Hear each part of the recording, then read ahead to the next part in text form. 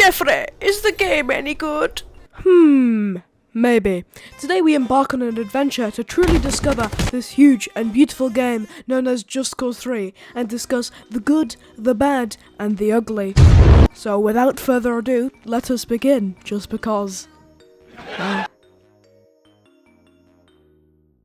Just Cause 3 starts in an aeronautical fixed-wing, powered heavier-than-air vehicle, where the prized possession of the US in terms of interventionism greets the first few characters of the story. That's Tom Sheldon.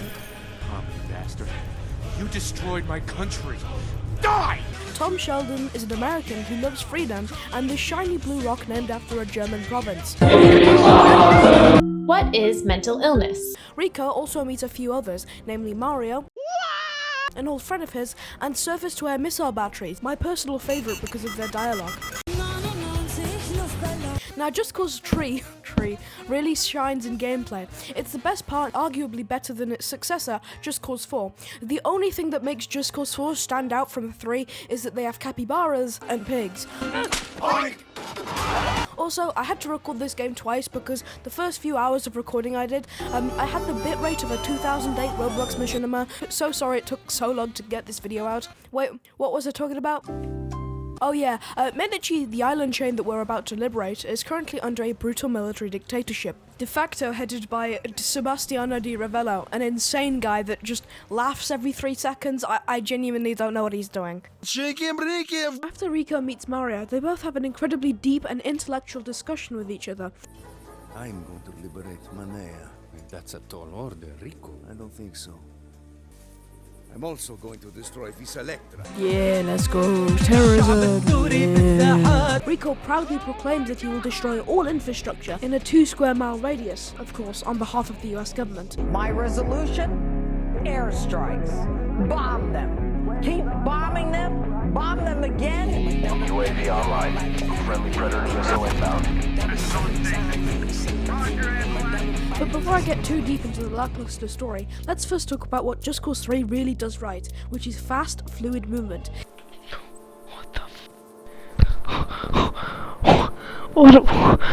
It was incredibly ahead of its time and much better than the clunkier Just Cause 2 5 years before. Like seriously, what is this? Gameplay generally consists of liberating towns. To liberate a town, you must destroy speakers, propaganda signs, screens, and vans. You must also disable listening devices, tear down statues, and liberate police stations. Police stations are very annoying because you have to walk up to an entrance point and press a button, or hack a console and wait 5 seconds to actually liberate the police station. We are let anonymous, we let no forgive. This is compulsory, by the way. Like, you have to do this. Instead of blowing it all up, you have to click a button. This is whilst every single Di Ravello idiot is shooting you with the accuracy of a General Dynamics F-16 Fighting Falcon. Explosions feel awesome and really give that movie aesthetic. For example, whenever you jump out of a car, it is absolutely obligatory that it will explode, even if it grazes the side of a hill. Explosions, especially the ones at petrol stations, look amazing, with a really nice effect on surrounding prop. Weapons feel nice, although they're not very special, as you have your standard ARs, SMGs, snipers, pistols, shotguns, with a few exotic ones like rocket and grenade launchers, plus some cool energy weapons from Eden Spark that go bleh. America is a nation that can be defined in a single word.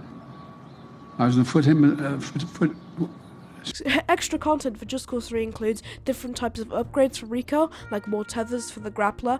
There are also different types of collectibles and the Ravello tapes that really tap into the mind of a psychotic, dictatorial general that hates people with a burning passion. Afterwards, Rico proudly proclaims that he's going to liberate the town of Manea and the power plant of Vis Electra. By liberating, I mean grabbing a helicopter and dropping hot loads on foreigners. Reminds me of a certain conflict. I'm quaking in my boots. I'm liberating this place right about now.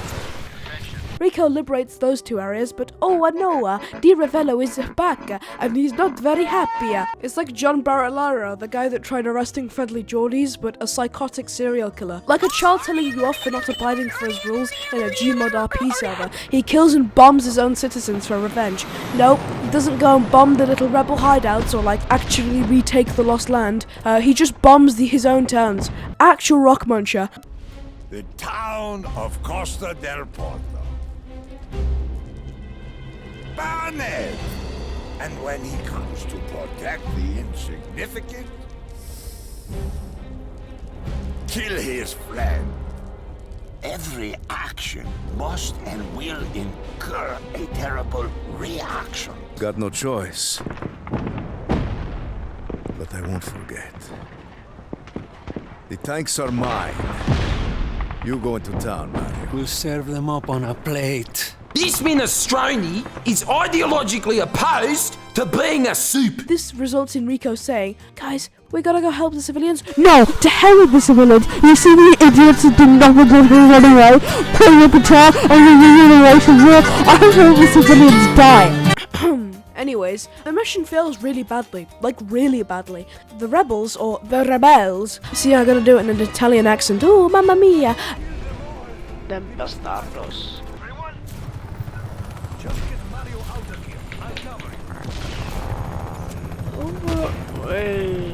Target is fleeing. Engage. Are chased out of Costa del Porto and humiliated. We go to a mission named Friends Like These. We meet the American, Tom Sheldon, who is interested in acquiring some Bavarian weaponry to show his little friends in the cogs of the military-industrial complex, or the family-friendly name, the Agency. He also calls himself a humanitarian. Humanitarian of the year? For any year. Right.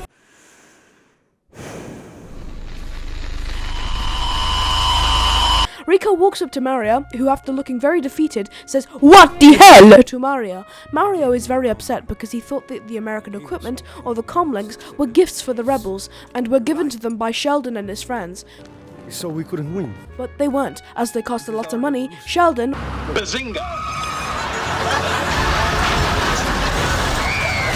or the American government, effectively owns the rebels. Very wholesome. Rico then has a little chat, talking about Bavarian, a little friendly discussion with tea and biscuits about the rebels and taking the Bavarian depot, where there's lots of Bavarian scrap stored there.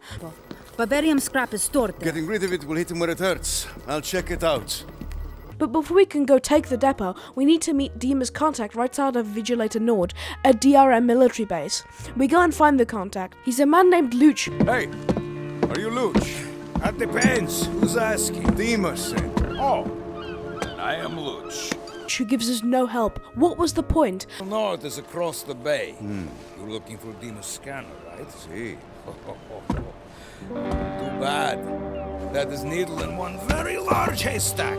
We find a scanner before flying it towards Chimaleon, placing it on a wall, and then it being damaged after placing it. What was the point? Rico, I need that scanner, amigo. Whoever controls Bavarium controls Medici. And you know, with that scanner, I bet I could even convince the agency to give more help to the rebels. We go give it to Sheldon. Hey, you got what you wanted. After all of that, we, or I, either or, are traumatized by the sight of Mario Frigo dancing with some funky beats in the background. Oh, good man. Thank you. I didn't even go to school for this, believe it or not. Huh? I can, Mario. I can. We grab an armored car and pick up the scientist that is trying to defect to the rebellion. I don't think he understands that rebellions don't have much spare money. They can't just give him a mansion in LA like Jake Paul. The gameplay of Just Cause 3 can be quite funny at times, from stupid things happening to some really bad and good voice acting. Oh, no. Come on, kiss my cold face. No. More, Rico. No. Where are you? Tell me where you are so I can kill you. For example, when jumping out of a boat that's about to explode, Rico will unironically say, "Nice to boat you." Nice to boat you. That is crispy critters tier. It is?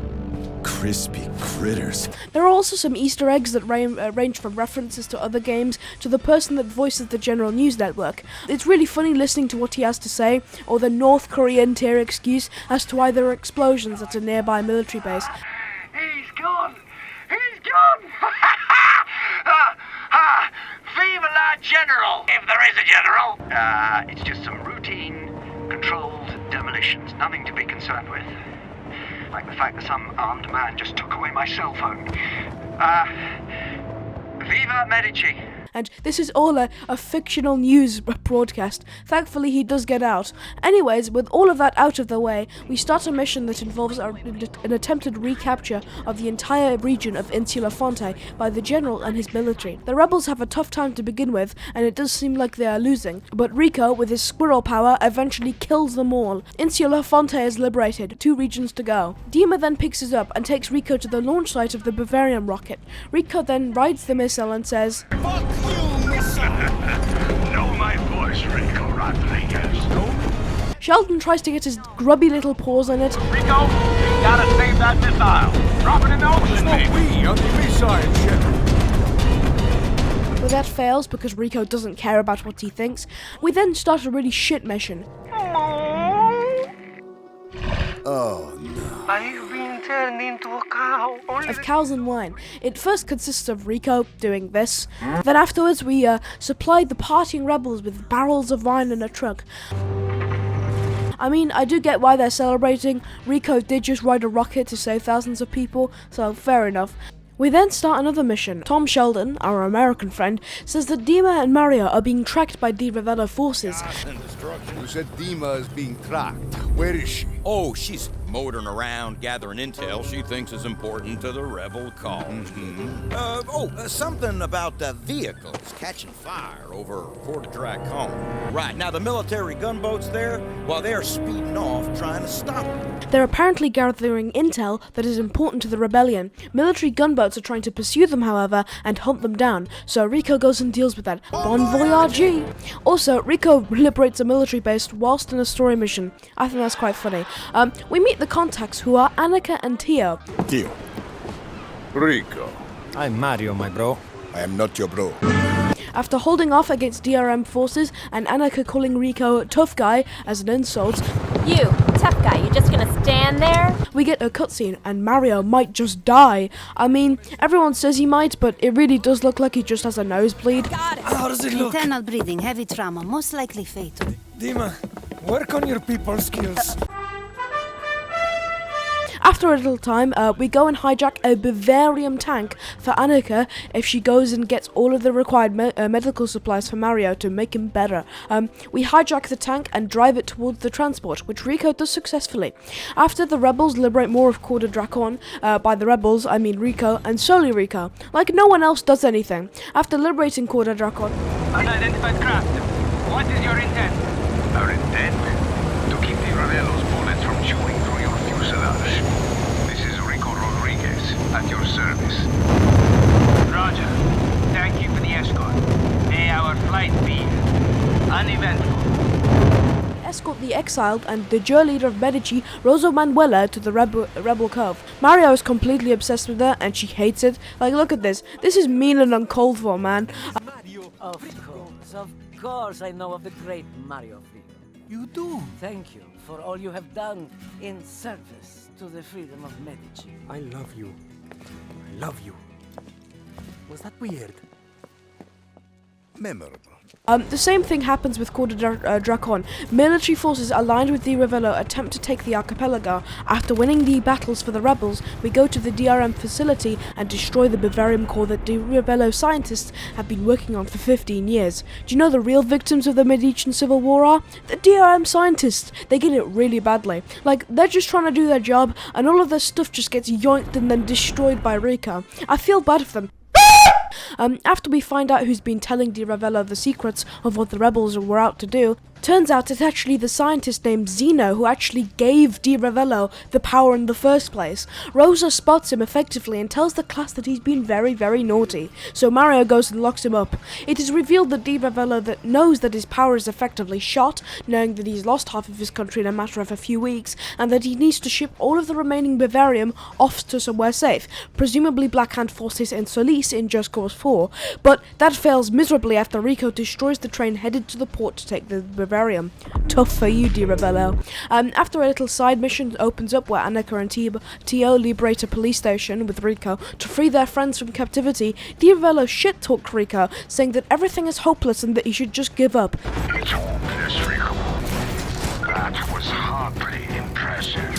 But if you insist on dying sooner rather than later... So it's just nihilism. Jim Carrey's just gonna start talking about nihilism. I just, you know, there's no meaning to any of this. Guys, nothing matters.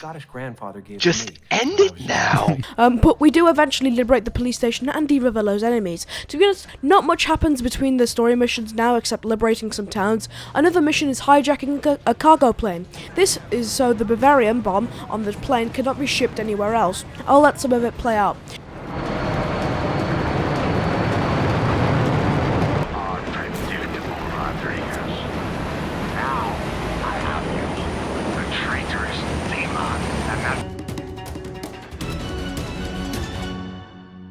Then Rico dries out of the plane and it does look pretty cool. And hey, after this loading screen it's going to be Mario pissing off a wall. Thank you, Mario. Very cool. We destroy all of the forces trying to get the rebel cargo. Zeno, or the Greek guy, flies over in a helicopter, attempting to kill Rico before Rico hunts him down and shoots down their helicopter. Fat L there, mate. After the failure of DRM forces to take back the wall, the last pockets of resistance are within the rebels' reach. The only main source of power is being projected from Falco Maxima, the last large military stronghold. Tonight, the rebels win. Tomorrow, Di Ravello will be killed and the rebels proclaim victory. And with that, the battle for Insula Striate, the largest region, has begun. Rico pushes back forces outside of Città di Ravello and takes out some enemy forces. We then take a jet and head towards Falco Maxime to meet Dima at the tower. The last missile is stationed at Falco Maxime, and Dima is determined to make sure that that missile is destroyed without harming anyone. And with that, Dima dies. Kinda sad, to be honest. She's like the best character in this entire game.